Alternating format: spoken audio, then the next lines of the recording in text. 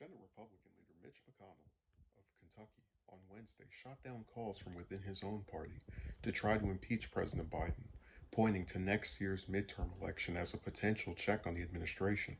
Well, look, the president is not going to be removed from office.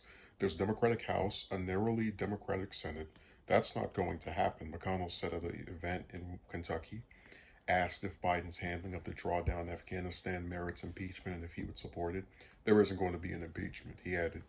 McConnell's comments come as some Republicans in the House and Senate call for Biden's impeachment or for him to resign or be involuntarily removed from office over the botched Afghanistan exit. Senator Lindsey Graham said last week that he thought Biden should be impeached. Senator Rick Scott, who chairs the Senate Republican campaign arm, questioned if it was time to invoke the 25th Amendment, which allows the majority of the cabinet or a body appointed by the Congress to remove a president. And then we have everybody's favorite wannabe crews right here. Senators Josh Hawley, Republican of Missouri, and Marsha Blackburn, Republican of Tennessee, both called for Biden to resign, and House conservatives, including some of former President Trump's biggest allies, have called for Biden to be impeached. McConnell's comments aren't the first time he's pushed back on impeachment calls.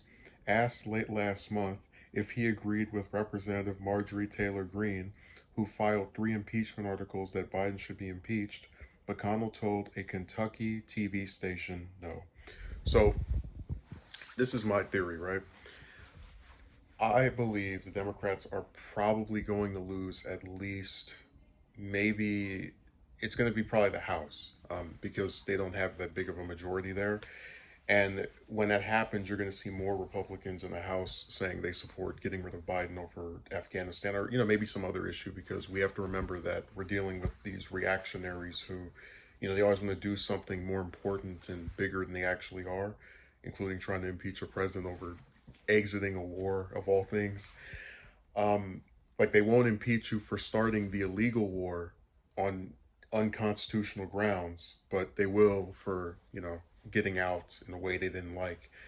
Um, but I don't trust McConnell. I think he probably will support getting rid of Biden if the Republicans have the House and Senate. I see his comments more as an attempt to say, yeah, you're not allowed to start talking about actually trying to get rid of him until we can feasibly do it, which I don't think they'll be able to. I think if they get majorities in both chambers again, it'll be very small, because Democrats have 50 seats with Harris as the 51st vote, so they have a very tiny, minuscule majority in the Senate, and then the one in the House is small as well. And I think if Republicans get back both chambers, either in the next midterm or the one after that, which will be with the coinciding presidential election, they're probably going to have a slim majority at best, and then try to initiate an impeachment, which will just end with Biden getting acquitted. Like, that's why I don't get the purpose of the impeachment if it's not actually going to remove the person. That's why I said the one against Trump was stupid, because if you don't have enough votes to pull it off, and you know that most members of either party are going to bootlick for the person that you're putting these charges toward, what does it accomplish? It's just a waste of time. So I think we will see more attempts to get rid of Biden if they get larger numbers of seats in the House and Senate. And then McConnell probably will support those efforts if they become more realistic. This is just him trying to, rein in some of the, and all the people calling for him to get yanked.